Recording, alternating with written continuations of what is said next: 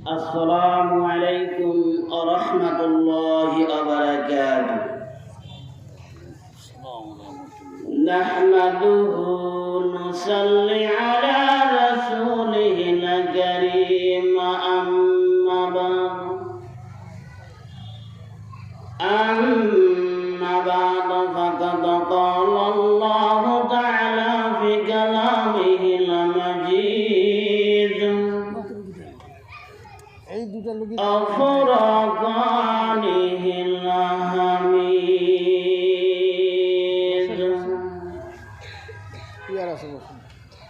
أعوذ بالله من الشيطان الرجيم. بسم الله الرحمن الرحيم.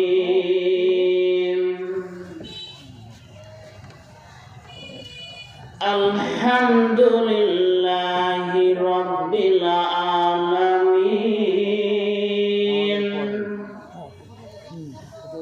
وقال الله تعالى في شأن حبيبه لا يؤمن أحدكم حتى أكون أحب إليه من ولده وولده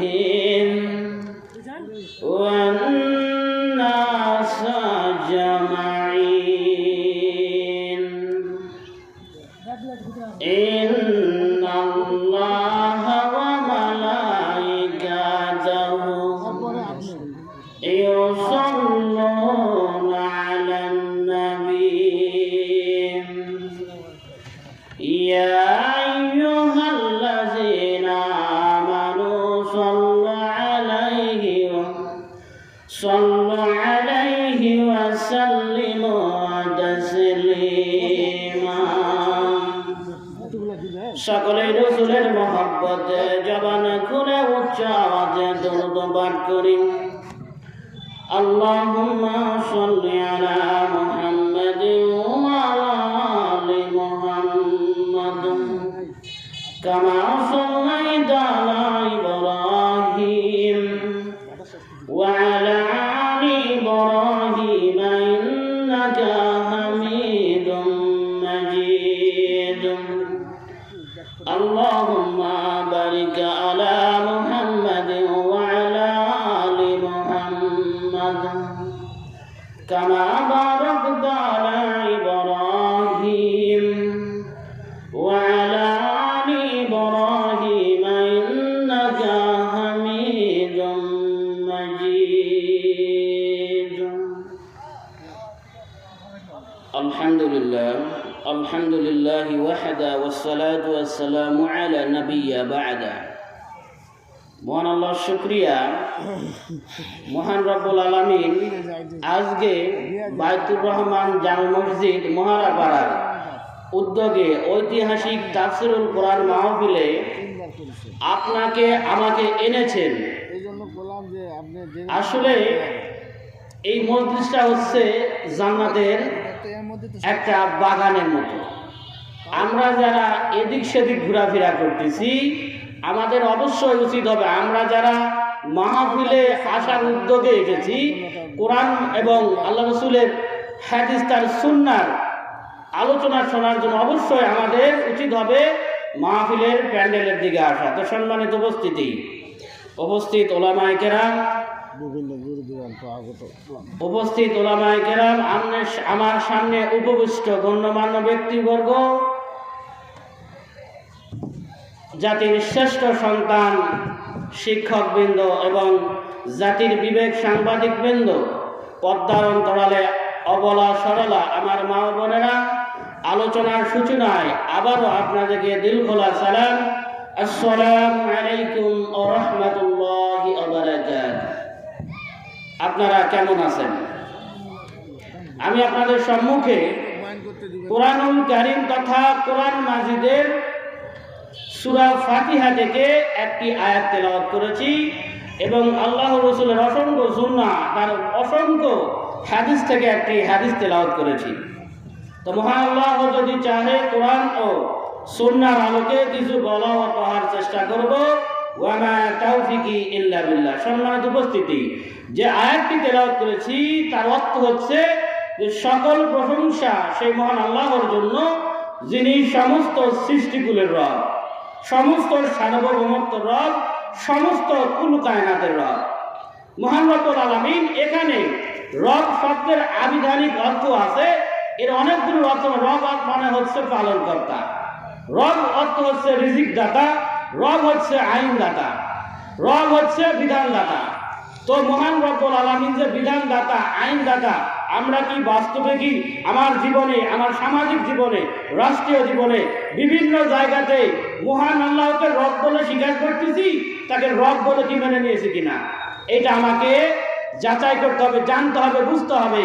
কিন্তু আমরা সেগুলো থেকে দূরে সরে আসি। আর যে হাদিসটি তেলাওয়াত করেছিলাম, এখানে বলা হচ্ছে যে তোমরা যদি তোমাদের জীবন থেকে, তোমাদের সম্পদগুলো থেকে, তোমাদের স্ত্রী পুত্র থেকে, সন্তান সনে থেকে, পিতামাতা থেকে, এক কথায় দুনিয়াতে যত সম্পদ আছে এগুলোর সব চাইতে আল্লাহ রসুল মুহাম্মদ সাল্লাল্লাহু আলাইহি সাল্লামকে যদি আমরা ভালো না বাসি সব কিছু থেকে, তাহলে আমরা প্রকৃত মুমিন হতে পারবো না। তো বলছিলাম রব, রব হচ্ছে বিধানদাতা। তো আমরা তো বিধান মানতেছি তাগুদের। আমরা আমাদের জীবনে, আমাদের সাংসারিক জীবনে, প্রত্যেকটা জীবন কাজে আমরা অনুসরণ করতেছি তাগুদের।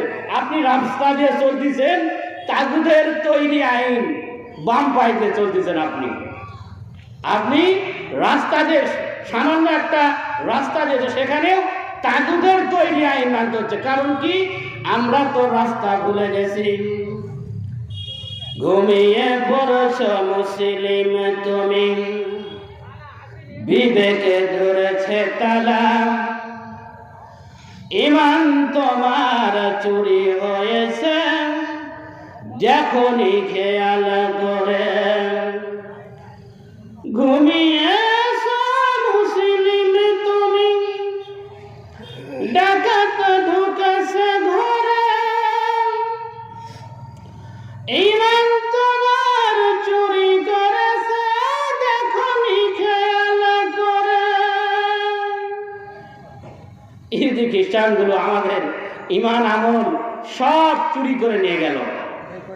ইমান আমলগুলো আমাদেরকে তাদের আপনার কৃষ্টি কালচার আমাদের সমাজের মধ্যে এমনভাবে ঢুকিয়ে দিয়েছে যে আমরা সেগুলো থেকে বের হতে পারতেছি না।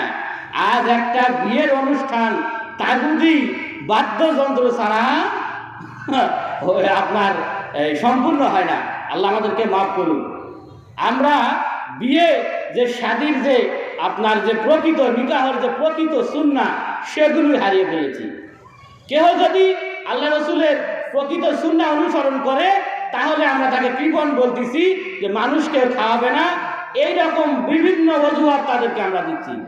কিন্তু আমরা নিজেদের দিন থেকে সরে গেছি, ইসলাম থেকে আমরা অনেক দূরে অবস্থান করতেছি।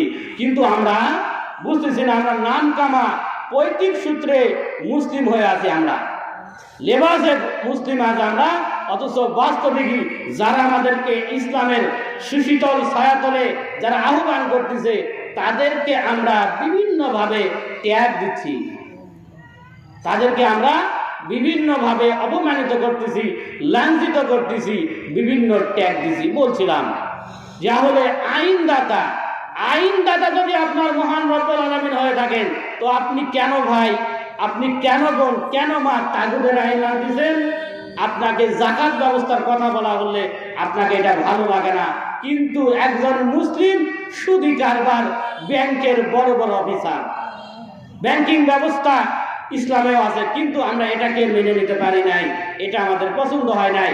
আল্লাহ রাব্বুল আলামিন বলেছে যাকাত কায়েম করে, যাকাত এর প্রথা চালু করতে, যাকাত সালাতের পরে আপনার কোরআন মাজিদে বিভিন্ন জায়গাতে যাকাতের কথা বলা হয়েছে। কিন্তু আমরা আল্লাহ রাব্বুল আলামিনের কথাকে এক সাইডে ছুঁড়ে ফেলে দিয়ে শয়তান বলেছে সুদ খাও, সুদ গ্রহণ করো, আমরা সেটাকে গ্রহণ করেছি, সেইটাকে আমরা নিয়েছি। আজ এই যাকাত ব্যবস্থা না থাকার কারণে আজ আমাদের অবস্থা করুন। আজ আমাদের অবস্থা, তো যে আয়াতটি তেলাওয়াত করেছিলাম, এই আয়াতটি এমন একটি আয়াত, যদি এখানে ঘন্টার পর ঘন্টা আলোচনা করা যায়, এরপরেও আপনার এই আয়াতের যে অর্থ আমার মতো ওই তুচ্ছ নগণ্য মানুষ শেষ করতে পারবে না। আলহামদুলিল্লাহি রাব্বিল আলামিন, এখানে সমস্ত প্রশংসা সেই মহান আল্লাহর জন্য, যিনি সমস্ত এই কুল কায়নাত, সমস্ত সার্বভৌমত্বের রব। কেন আজ আমি এখানে দাঁড়িয়ে আছি, বসে আছি, কথা বলতেছি? এই আল্লাহ রাব্বুল আলামিন আমাকে যে দেহ দান করেছেন, এই দেহর প্রশংসা আমি আলহামদুলিল্লাহ দিয়ে করতে পারবো না। কিন্তু এরপরে মহান রব্বুল আলামিন বলেছেন, আমি যদি এই পৃথিবীটা কাউকে দান করে দেই, তাকে দিয়ে দেই, সম্পদগুলো সমস্ত দেই, স্বর্ণ হীরা সব কিছু দেই, ওই বান্দা যদি বলে যে আলহামদুলিল্লাহি রাব্বিল আলামিন, তাহলে আমার সমস্ত পাওয়া হয়ে যায়। বলেন সুবহানাল্লাহ। একটা কথা বললে কেন হয়ে যায়? এই সমস্ত যার জন্য প্রশংসা করা হচ্ছে, যে কুল কায়নাত, আল্লাহ রাব্বুল আলামিন বলেছেন এই পৃথিবীটা আমার কাছে মূষার ডানা সমতুল্য নয়। আপনাকে যদি 1 লক্ষ মূষার ডানা দেওয়া হয়, আপনি গ্রহণ করবেন? কারণ সেটা তো তুচ্ছ, আপনি নেবেন না। আর আল্লাহ রাব্বুল আলামিন বলেছেন এই পৃথিবীটা আমার কাছে মূষার ডানা সমতুল্য নয়। চিন্তা করেন, তাহলে সেই মহান রব্বুল আলামিনের সার্বভৌমত্ব তাহলে কত বড়, তিনি কত ক্ষমতার অধিকারী। এই বান্দা তার কাছে একটা পিঁপড়ার চেয়ে নগণ্য, আমরা তার কাছে পিঁপড়ার থেকেও নগণ্য। কিন্তু মহান রব্বুল আলামিন ইচ্ছা করলেন এখানে তার খলিফা, প্রতিনিধি পাঠাবেন, সেই জন্য তিনি সমস্ত কাফের মুশরিককে বিনা বাধায় যত অপরাধ করতেছে, অন্যায় করতেছে, এরপরে খাওয়াচ্ছে।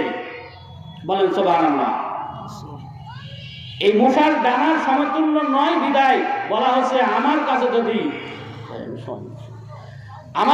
এই পৃথিবীটা মশার ডানার সম, তাহলে আমি পৃথিবীতে কোনো কাফের মুশরিককে 1 ঘোট পানি খেতে দেব না, দিতাম না। কিন্তু আমাদেরকে দয়া করে, মায়া করে মহান রব্বুল আলামিন আমাদেরকে খাওয়াইতেছেন, পড়াইতেছেন, প্রতিপালন করতেছেন। সেই মহান রব্বুল আলামিন হাত দিয়েছেন, দেখেন এই হাতে এখান থেকে এখানে 6টা জোড়া আছে।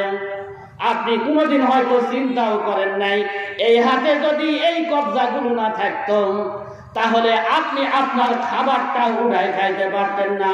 এই যে 5টা আঙ্গুল আছে, এখান থেকে যদি একটা আঙ্গুল আপনার না থাকে, একটা বৃদ্ধা আঙ্গুল আমরা যেটাকে বলি, তাহলে আপনি আর এই আঙ্গুল দিয়ে কোনো কাজ করতে পারবেন না। এখানে যে কবজা আছে, যেখানে এখানে, এটা যদি না চলাচল করে, আপনি এইভাবে বাঁকা করতে পারবেন না। এখানে যদি এই কবজাটা না চলাচল করে, আপনি পারবেন না। এখানে প্রত্যেকটা ক্ষেত্রে মহান রব্বুল আলামিনের নিয়ামত আপনার শরীরে কাজ করতেছে। এই জন্য 5 ওয়াক্ত সালাত দিয়ে আপনার এই দেহের শুকরিয়া আদায় হয় না। বলেন ঠিক কিনা? আপনার 5 ওয়াক্ত সালাত দিয়ে আপনার এই দেহের শুকরিয়া আদায় হয় না। তো আল্লাহ আমাদেরকে বোঝার তৌফিক দান করুক। 5 ওয়াক্ত সালাত জামাতের সহিত, এবং এই জীবনের প্রত্যেকটা ক্ষেত্রে, জীবনের শেষ মুহূর্ত পর্যন্ত মহান রব্বুল আলামিন আমাদেরকে 5 ওয়াক্ত সালাত আদায় করার ঠিক তৌফিক দান করুক, এবং আল্লাহ রাসূলের সুন্নাহ এবং কোরআন মাজিদ এবং আল্লাহ রাসূলের সুন্নাহ অনুযায়ী জীবন পরিচালনা করার তৌফিক দান করুন। আল্লাহুম্মা আমিন।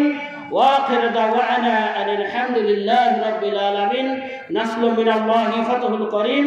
سبحانك اللهم وبحمدك أشهد أن لا إله إلا أنت أستغفرك وأتوب إليك. السلام عليكم ورحمة الله وبركاته.